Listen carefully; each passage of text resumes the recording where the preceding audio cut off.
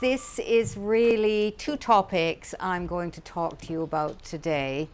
First, I want to introduce you to a book that Pat Hudson and I have been working on over this past year and a bit. And then I want to move on to some of the content of that book, which in one of the chapters. So there'll be a sort of overview first of all, and then I'll move on to look specifically at sugar.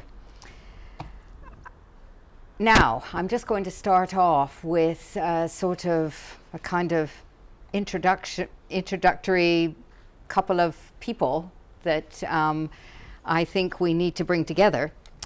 So, there's this one character, Samuel Touchet. Well, he was a member of the Company of Merchants trading to Africa. He was a sugar merchant and a cotton merchant. He was a speculator, a slave trader, a plantation owner in the mid-18th century. He was also a key industrial promoter of Britain's new cotton industry. With his brothers, he ran one of the leading cotton check firms in Manchester. He engaged heavily in the Liverpool slave trade and had shares in 20 West Indian ships.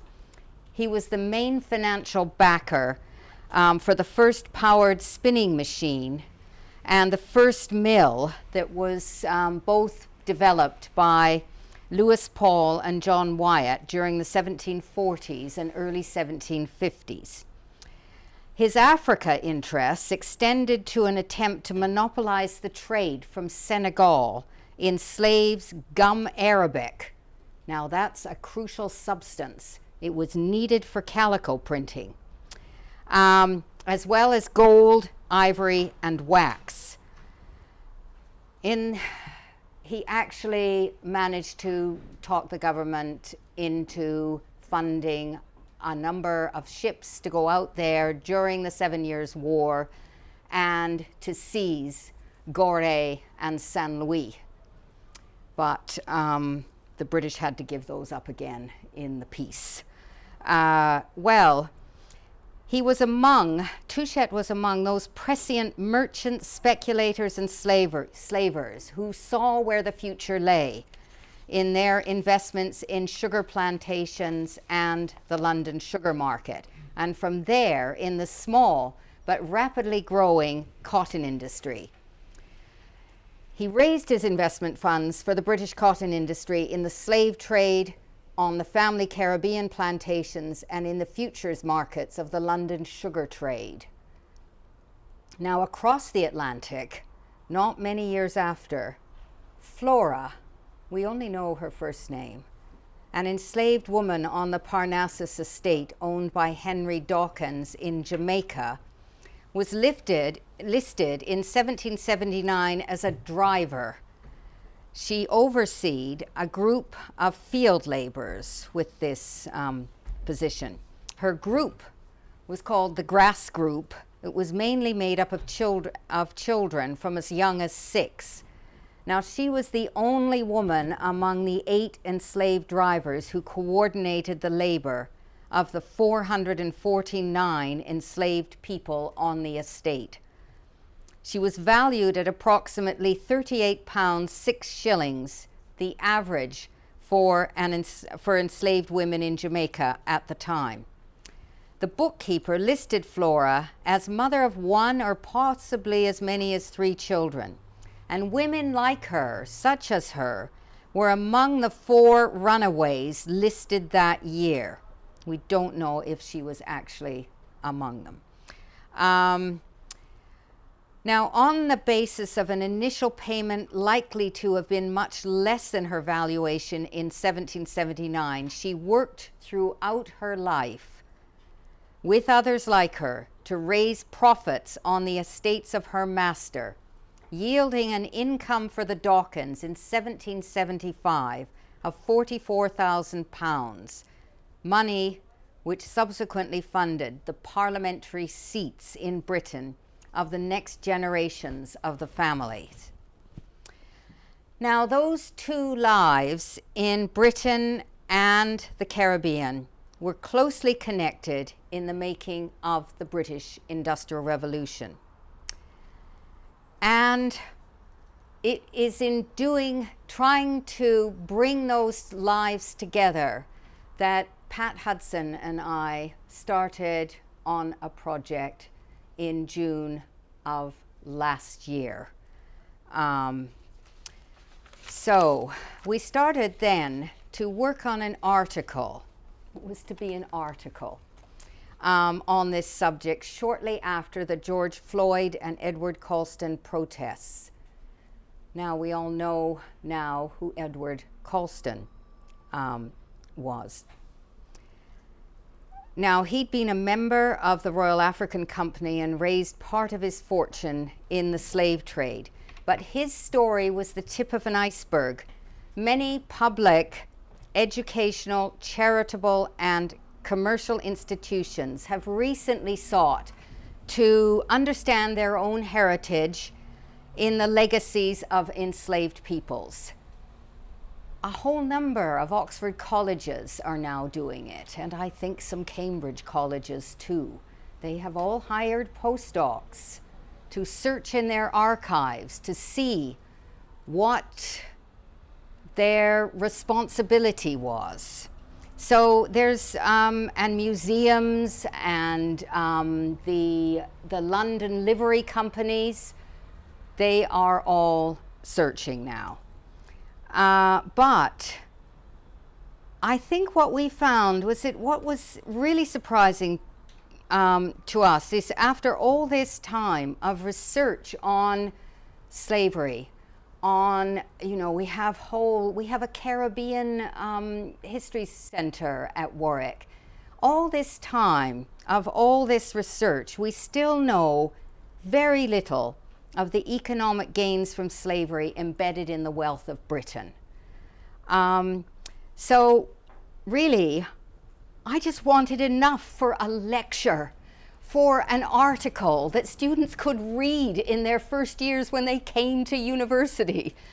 But we started to read, and there was an awful lot to read. We'd both written, here, I'll just go down to the next slide. Yes, we'd both written histories of the Industrial Revolution. My book, The Age of Manufactures, that was first published in 1985, did not include anything on slavery or sugar. The second edition in 1994 did. It had a new chapter on trade, consumption, and manufacturing. Pat's book, which was The Industrial Revolution, which was published in 1992, did include a section on slavery and the Industrial Revolution. She had a chapter on consumption and commerce. But she had been teaching for a number of years at the University of Liverpool, and that is a place where this subject would at least be noticed. So she was teaching and had on this and had done so for a number of years. We wrote an article together around that time called Rehabilitating the Industrial Revolution. That was published in the Economic History Review in 1992. And, you know, we engaged in a debate in the journal with Nick Crafts over this subject. And we thought it was about time, after 30 years, that we might broach writing something together again. So we set about a broad reading of an immense literature on slavery, the Caribbean, the Atlantic trading system of the 18th century. I mean, Pat was less ignorant than me. I had a hugely steep learning curve. Well, 6 months in, we knew we were no longer writing an article. We were writing a book. So we're now, we've made quite a lot of progress. We're working on the last 2 chapters now. And we have a book contract. So we're hoping to get it in by the middle of December. Well, it's to be a synthesis and interpretation of ideas and research on the impact of slavery and British colonialism in the Americas on the economy of Britain, on the metropole, over the long 18th century. So what we want to do in this book, or what we've sought to do, is to revisit a number of old debates in new ways and influenced by new historical frameworks that have come to the fore in the period since there was quite a lot of writing related to this subject area, especially in the 1980s. So we've drawn in new frameworks from the history of commodities and consumption, from global history, and most recently from debates surrounding the new history of capitalism. So we hope the book will get done, and it won't be too long. Our aim is 70,000 words. Okay, well, I just want to make some historiographical points to start out. Most economic historians, when they write about the Industrial Revolution, most of them writing since the 1980s, they've ignored slavery and plantations. You look in the indexes of some of these books, Robert Allen, Joel Mokyr, Wrigley. You look at these and there's virtually nothing there. There might be a mention on 1 or 2 pages. So we want our book to be different. We want it to address topics that we have worked on throughout our careers. Topics like textiles, like consumption, like regions, technology, metals and mining, and finance. And to look at that through the part played by British gains from enslaved labor. So it's a recasting of a different kind of history of the Industrial Revolution.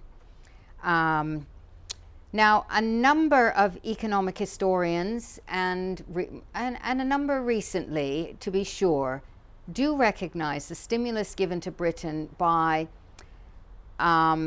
especially Atlantic world markets, but most of them think in terms of the northern American colonies and the supply of cotton.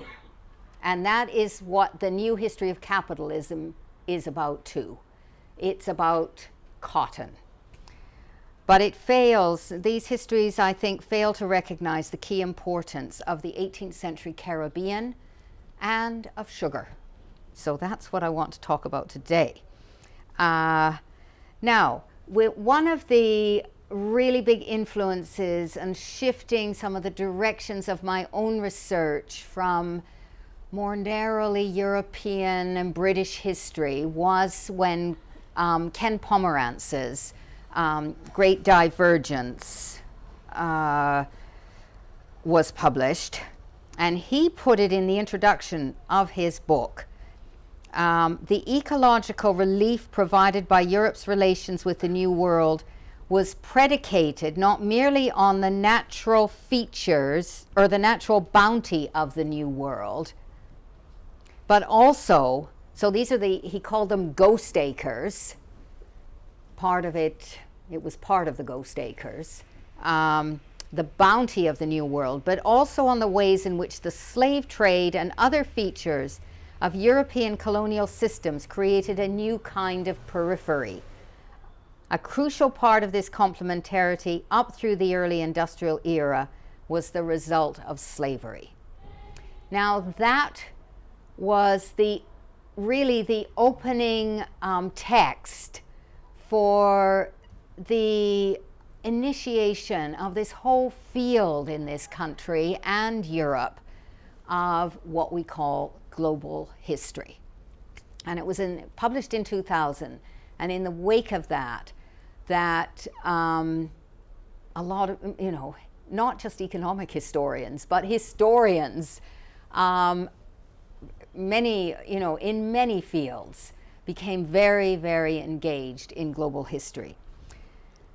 So Pomerantz had made this statement in this key book, and he indeed calculated that British food calories contributed by Caribbean sugar in 1801 was based in 1,264,000 ghost acres. So he made it wasn't just a speculation, he had made an estimate that it would have taken that many acres to produce the amount of sugar that the British were consuming in 1801. But it was interesting. Few historians of the Industrial Revolution pursued these issues. And I have to say, a lot of global historians, including me, they went off in other directions. They turned their attention to Asia. And it was Asia which really attracted me in that period after. And I started to work on commodities and material culture, etc. And I did a lot on the trade with China and the trade with India. And I didn't work on the Caribbean, on North America. I thought there were special people who did that. And I didn't have the expertise. They were experts. But the experts didn't do the research that I needed for this subject. So that's why I've turned to it. So we also address our subject through frameworks that arise from consumer culture. So there was this whole big phase of historiography in the 1990s and into the 2000s, big literature. But again, this literature did not deeply investigate the impact of sugar consumption on British and European society. There is a very fine historian of the Atlantic world named Carol Shamus, and she addressed the colonial groceries, and it was these colonial groceries which were then picked up by Jan de Vries as the key incentive for his industrious revolution. Now we have this recent American historical literature under the rubric of the New Histories of Capitalism. It aspires to explain not only modern economic growth in the US, but also the whole Western world, including Britain. And these historians, Sven Beckert, Rothman, a number, Rosenthal, there's a whole group of these. They demand recognition for the part played by enslaved peoples in the making of the global economy. So that is their remit, but their story is a national one. They think they are doing global history, but they aren't. Their story is about American economic growth. So what we want our book to address is this as well, is the question, what does our history of Britain and her West Indian Isles contribute to this wider new history of capitalism? Now, Britain, of course, was not the only country to gain from the slave trade, but what we argue in this book is that it benefited disproportionately from slavery compared with her European rivals, because her plantations were not only important in themselves, but also they were the foundation of wider multilateral trading, of finance, of military activity in the whole Atlantic basin and beyond this. And this stimulated demand for new sorts of British manufactured goods. And the British could also access provisions for their plantation economies from the northern colonies. They could specialize in sugar cultivation and processing because they didn't need to grow food crops to any great extent. They could maximize the gains from an aggressive mercantilism that kept British trade in British ships and protected that home market for sugar. So what we're arguing in our book is that slavery was a central part of global economic history. It was a central part of the Industrial Revolution and capitalist development, and especially the finance that went into the making of the Industrial Revolution. Now, I just want to show you the chapter headings that we've got in this book. So we hope we'll have 10 chapters. And what I'm going to go on to talk to you about today is the third chapter, Small Islands, Big Consumption, Sugar's Global Economy. But we've got a chapter that was fascinating to research, Plantation Knowledge and Innovation, where we investigated things like the plantation hoe and the number of steam engines exported to the plantations. So whole areas I had no idea about before I embarked on this. And there's other areas where we have written a lot ourselves in the past. Pat is a real expert on regional approaches to industrialization. So we've got this chapter on ports and their hinterlands.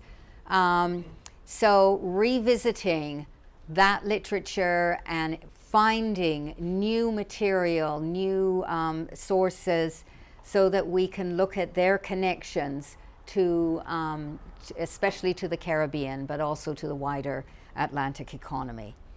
And I did a lot on metals, mining, heavy industry. So there's an area that I have revisited in new ways. Pat, again, has great expertise in textiles, and so we've looked over the whole, not just cotton. That's a big mistake. So much wool and linen was exported from Britain to these plantation colonies. And we have a chapter that has been mainly led by Pat, which is really, this is an area where we need to know so much more on financial capitalism. It's not good enough to say, oh, you know, some past students at Balliol College left bequests of £500 or whatever, and then try to translate that into current wages and figure out, well, it might be $1 million or a few million. That's not good enough. Anybody in the 18th century who was dealing in bills of exchange, which are the foundation of the banking system, was dealing in slave bills. So there is a whole world of finance that we need to learn more about, engage much more with, and so we've got a substantial chapter on that. Okay, now I want to tell you something about sugar, so I'm moving on, and I'll give you some data.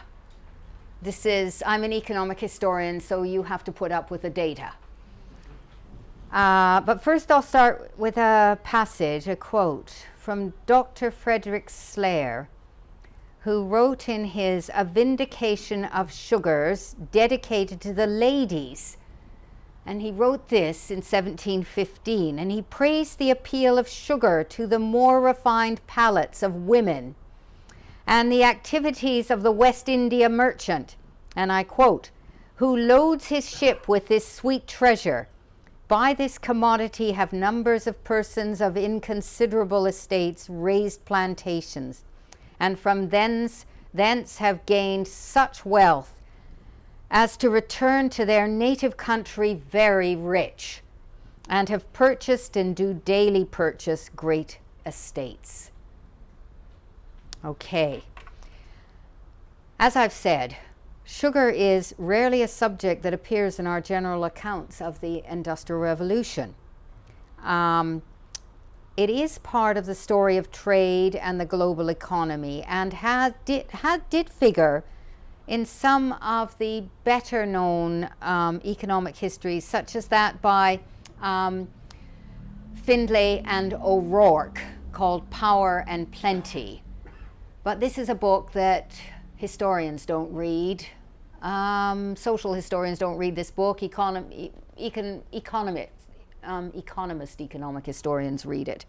But even there, slavery and sugar feature on only a few pages of a large book. So I want to turn to look at the role of sugar in Britain's trade, in its wider consumer culture, and its economic and even industrial impact. Now, first I want to take you to Jan de Vries. I'm just going to move over here so I can, and the comparison of these numbers. The trade from Asia rose by 1.1% per annum. Well, I had to deal with this for a long time because I had to defend my interest, my pursuit of the trade with Asia. And clearly it was half as significant as that with the trade with the New World. And the supply of enslaved peoples rising by 2.1% per annum in that over that period in comparison with Asia. So I created another story about Asia. It wasn't based in the quantitative results of the amount of trade. It was what was in that trade that mattered. But here, it's really stark that you see this huge bias in the trade figures over to the New World. So, as I've said, I spent a lot of years arguing the case for the wide impact of imports of Asian manufactured goods on the material culture and the technologies and consumer cultures of European societies. And I argued that these stimulated adaptive and inventive processes. But I think now we need to turn to ask, what of the impact of food and drink? I was a manufacturer's person. Now, I've never been interested in food and drink. I'm sorry about this, but I haven't. And yes, well, they are the key components of what the economic historians call the colonial groceries. Much of that came from the New World. So British sugar culture was closely connected with the earlier rapid spread of tobacco culture. The tobacco plantations in the Chesapeake developed on indentured, then enslaved labor, as well as in the West Indies, and it provided both a mass consumer market in Britain. There was a very rapid growth in a mass consumer market for tobacco by the mid-17th century, and rapid expansion in re-exports to Europe in the 18th century. So tobacco was the pioneer, but British consumption of tobacco leveled off, and there was another emerging great plantation crop coming in its wake, and that was sugar. and it started its revolutionary growth from the early 18th century. Some more data. So where did these imports come from, coming into England and Wales in the first part of the 18th century, and then England and Scotland in the second part? Well, again, it doesn't take a lot to guess that we've been really wrong to ignore the Caribbean, what was called the West Indies, in this period.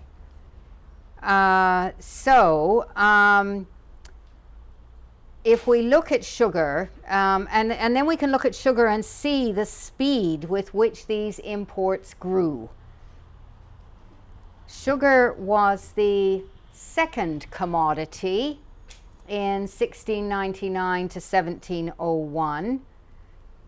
It rises up to the top commodity import in 1772 to 4, and it's the third in the middle of the 19th century, when we're well beyond the Industrial Revolution, in full-blown industrialization in Britain.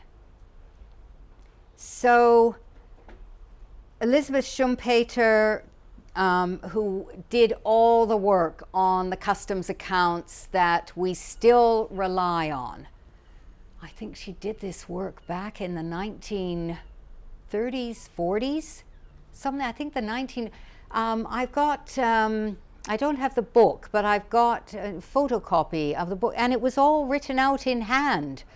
All this data. And she calculated that colonial groceries accounted for 16.9% of all imports in 1700, rising to 34.9% in 1800. Brown sugar and molasses made up 2/3 of the official value of the group in 1700 and 2/5 in 1800. Oops. I'll get on to some prettier pictures than the data. Okay.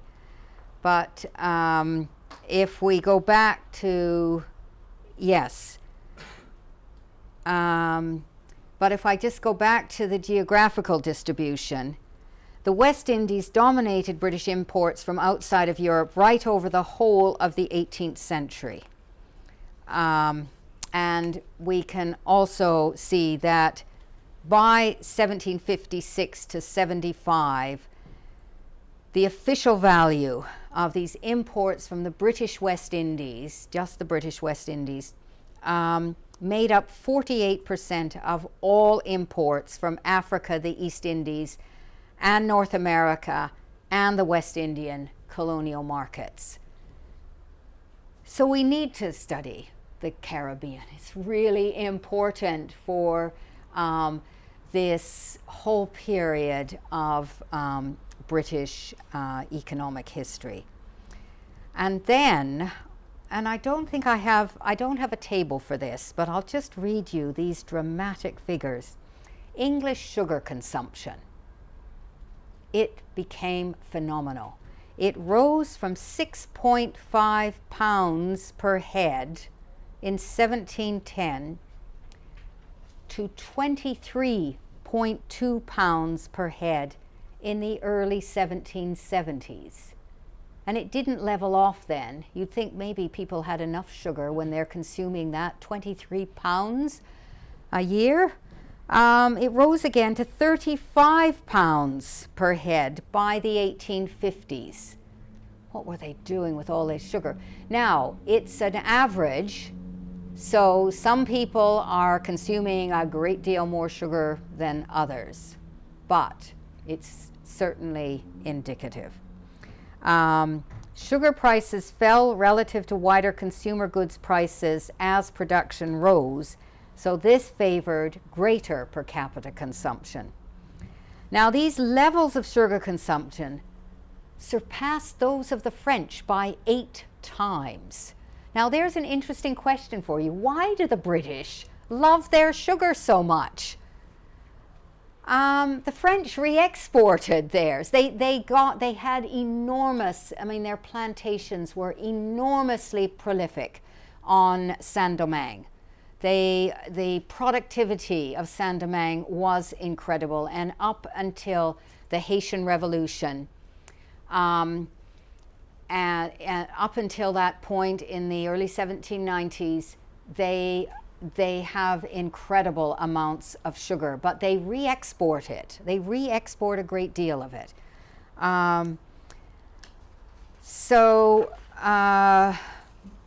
Yeah. Now that sugar trade continued to boom right through the 18th century. So my argument with this is that we can't confine this history to the framework of an earlier commercial capitalism. It was fully part of the Industrial Revolution. So we need to ask, to what extent did the import of a key foodstuff like sugar, produced with enslaved labor, stimulate key changes leading into industrialization? So that's one of the driving questions of our book. So now I want to go on to say something about this, you know, how did people get to this sugar? How, so we'll look at some of what I've written on distribution and consumption. Well, the import levels, economic historians, they like, you know, they like the tables. So they see import levels and prices, but I think they really tell us only part of the story. We also have to set out that transformation of sugar from an exotic spice, from a luxury spice in the 17th century into an everyday commodity, which it becomes by the end of the 18th century, just an everyday commodity. We can go back and look. We can look at some historiography in the consumer culture history. There is this great big collection of articles by Brewer and Porter called Consumption and the World of Goods. And it was the path-breaking book that brought that whole field of consumer culture into 18th century history. Well, it contains significant articles by Carol Shamus, who I've already mentioned, this person who works on colonial groceries. There was an article by Sidney Mintz, the great historian of, well, he's actually an anthropologist of sugar, on the role of food in consumer society, and it included his restatement of his work on sugar. And this was the place where Jan de Vries set out his theory. He first set out his theory of the Industrious Revolution. And in the book, he published on this subject 15 years later. It did take a long time for him to produce his book on the Industrious Revolution. But he set out the part played by colonial groceries, and especially sugar, as well as material goods, on a northern European industrious revolution. Well, the sugar was bought through highly sophisticated international mercantile networks of factors and brokers. I got really fascinated with this. I don't know if any of you know anything about these sugar factors. They were connected by bills of exchange, remittances, and speculation. The supply of sugar coming into the London market doubled in the period between 1740 and 1769, and London dictated the prices.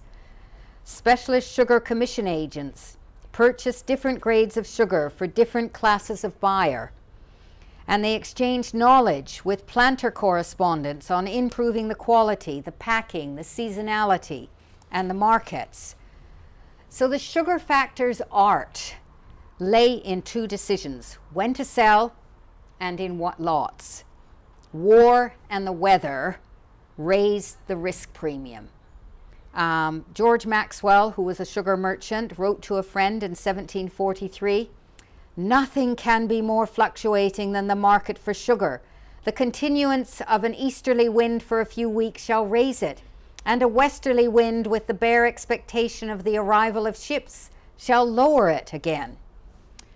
And indeed, Bernard Mandeville, the great theorist of luxury, who was the great inspiration for the luxury project that I started at Warwick back in the later 1990s. Bernard Mandeville, in The Fable of the Bees, he called merchants knaves. And he set out his analysis of sociability and the setting of the price. There's this whole story he tells about these two merchants visiting each other's country estates and having nice dinners with each other and drinking together, and they're jockeying with each other about what price they're going to offer, what one is going to offer and what one is going to take over the sugar. And he has these two characters, Decio, a man of great figure with large commissions for sugar from several parts beyond sea, and another, Alcander, an eminent West India merchant. So we follow that story. He says it all in about 3 pages, and it's a brilliant analysis of how you set the price. But it's focused on sugar merchants. Well, further unpredictability went into the choice of lots, whether single or mixed types and grades. The sugar was judged on colour and grain. On its arrival in London, it was bought by grocers and refiners who took 9/10 of the trade, and by exporters and speculators who took the rest. Bristol's sugar merchants overlapped closely with her slave traders, and many had spent time in the Caribbean. Many of these merchants imported from specific islands, and they operated through a commission system on their own account. Now, there were large numbers of sugar varieties and qualities that were soon available across the country. I come from North America, and there was only brown sugar and white sugar that I remember from the shops as a child. But here I discovered in 1686, Whiston's price current in this country listed 18 grades of sugar, priced from 45 shillings per hundredweight for the finest, down to 8.5 shillings for molasses. So place names also indicated quality and cost. Jamaica sugar was cheaper, but it was considered poorer quality than those from some of its rivals.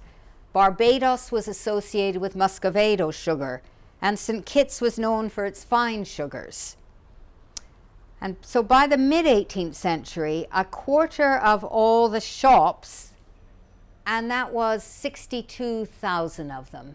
I hope you all are well aware what a shopping culture there was in mid-18th century Britain. 62,000, and that's only a quarter of the shops. 62,000 were grocers who competed.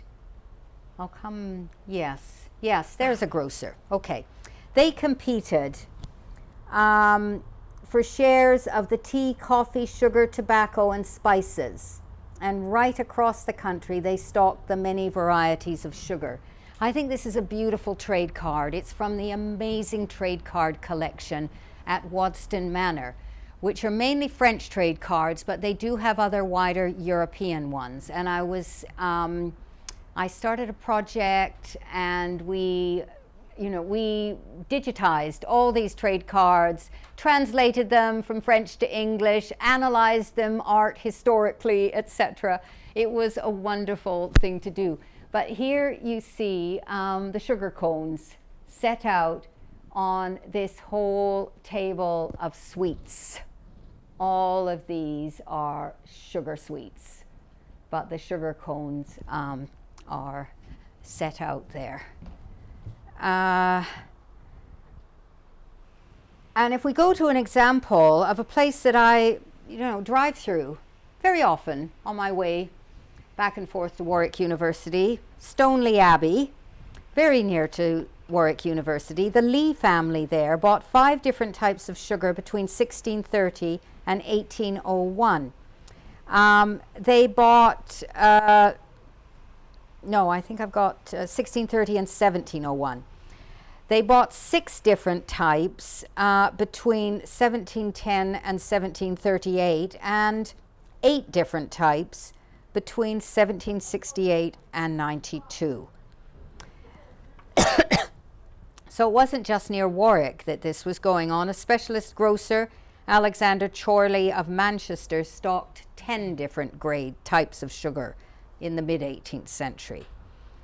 Now, if we turn to the way sugar was consumed and who consumed it, I can go on. There's another, you can look at another trade card. He's called a tea dealer, but he's a grocer, basically. And the sign of the grocer is the sugar cones. You see the sign of the 3 sugar cones. That's the symbol for the grocer's shop.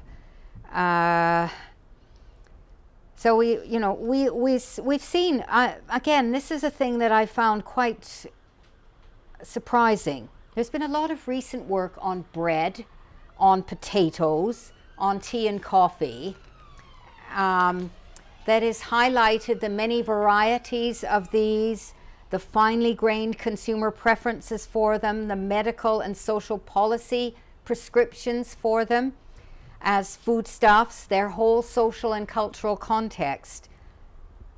But as far as I know, and I may be wrong, I'm happy to admit I'm wrong on this. I mean, really what we know about sugar doesn't really take us far beyond what Sidney Mintz wrote on how sugar became a type of kingly luxury for commoners.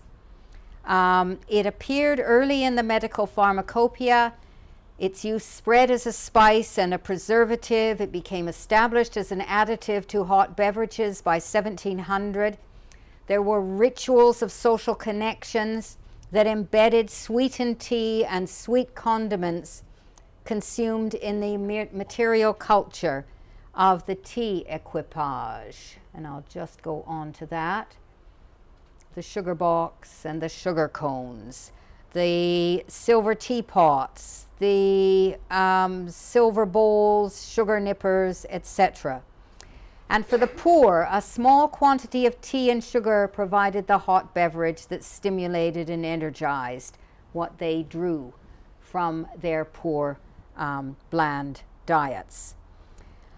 Now, there was a clear link between the rapid growth of sugar imports and East India Company tea imports in the first half of the 18th century. So what we see is that sugar isn't separately promoted. We don't see separate trade cards for sugar.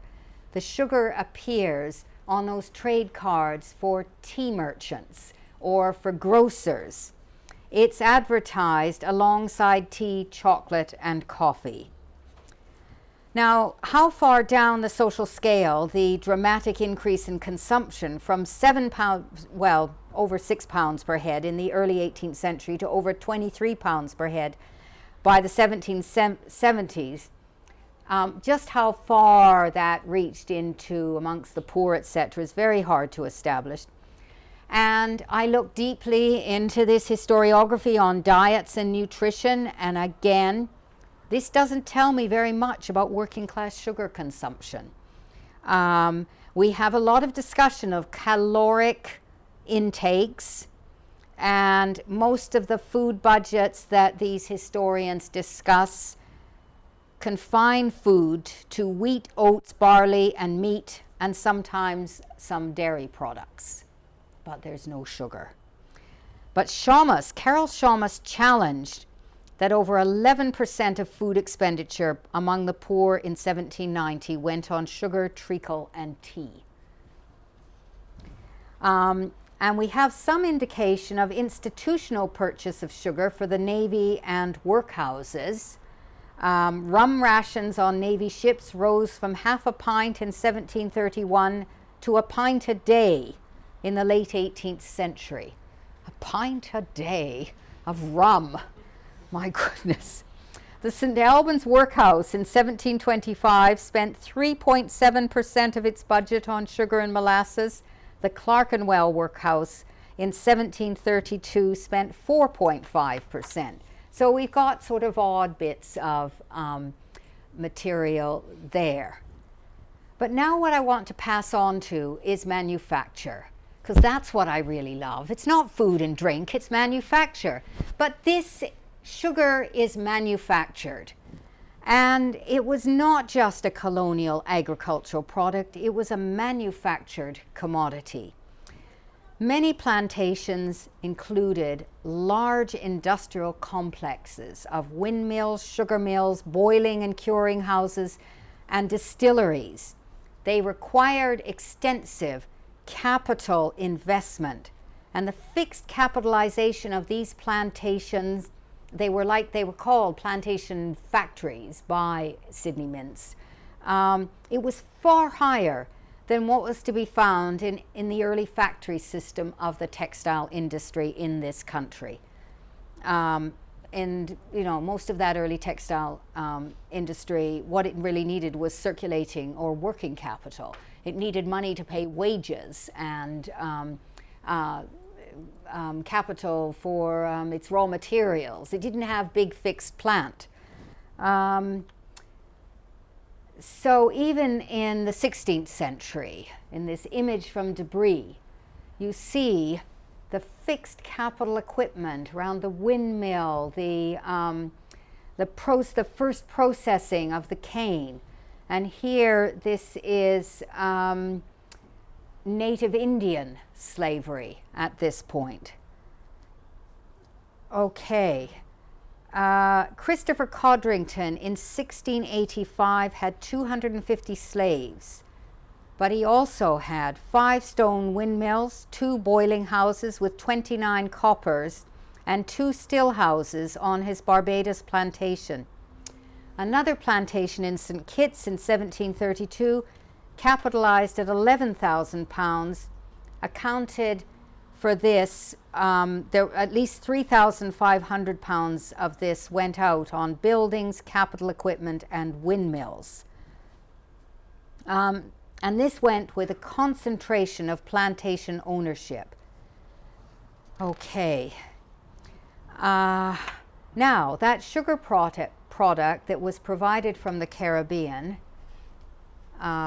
so there's not just the windmills, but the boiling houses and great coppers in here that this boiling is done on. I'll come to say a bit more about that. But then what happens is it's only semi-processed.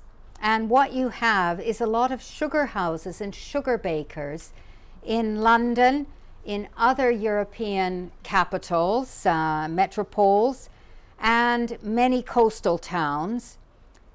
And each of these refineries needed a capital of several £1,000s. And they also relied on highly skilled labor to produce the many types of sugar that I've told you about. So those refineries to be found in London, Bristol, Liverpool, and Glasgow, but also in Hull, Stockton in Yorkshire, in Newcastle, Whitehaven, Preston, and Warrington. So they were all over. So we have these furnaces, these open pans, the utensils of these sugar bakers.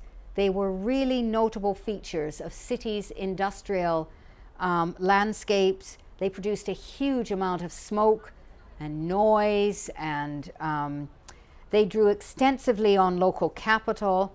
They dominated the use of the city's coal stocks. And what we find is there's a lot of overlap among these refiners, these commission agents, the sugar merchants, and they all overlap with the slave traders. Okay, now I came to a lecture invited by Phil Withington, so I do have to say something about sugar and intoxicants. Okay, well, there's more sugarloaf images. I don't have any images. I'm sure you've seen enough from Phil Withington. So, okay, well, we have this European sweet tooth, but it's also a taste for intoxicants. The key byproducts of sugar refining, molasses and sugar syrup, were widely used in rum, brandy, and gin making, and other intoxicants, including even whiskey. I didn't know this before. The 18th century saw this shift in the consumption of alcohol from beer and wine to brandy, gin, and rum. And distilled molasses yielded rum.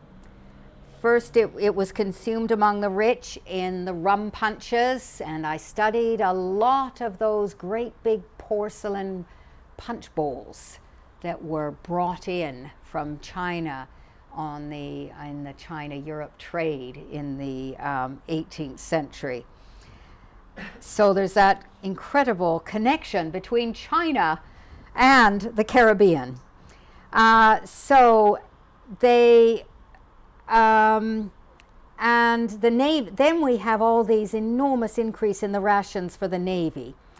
But we also have the sugar syrup feeding into the gin production of the gin age.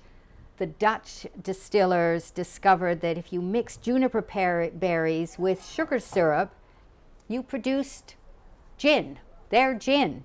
And the English used the same base for their gin and their brandy. The Irish added sugar syrup to local grains for Irish whiskey. So we get these exports of rum to England rising from 1,964 gallons in 1700 to 2,631,220 gallons in 1770. And then it's also exported to various parts of North America, the other colonies, Africa. And there was a big market in all this process, not just the sugar refining, but the distilling for copper. And Nuala Zahidia has been writing a lot of articles recently about the big impact on Britain's copper industry. And with that, the whole, really the first industrialization, industrial region in this country is based in South Wales. In the refining of copper to provide for these this big capital equipment of these plantations, and also the many sugar refineries, distilleries, etc., around the country. Now, I do have. I'm going to finish very soon, but there was something that I found out of this.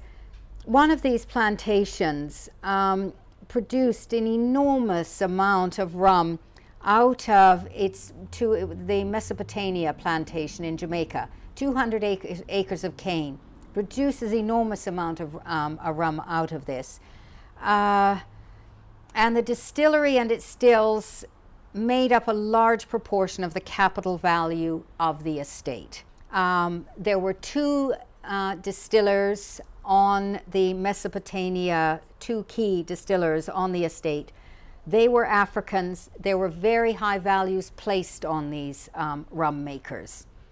So they had overseers in the distillery, and they were supposed to keep discipline, but they certainly didn't interfere with the rum makers. So there's, I think that's, there's a whole interesting story there. Well, I need to stop talking. I think I've talked for long enough.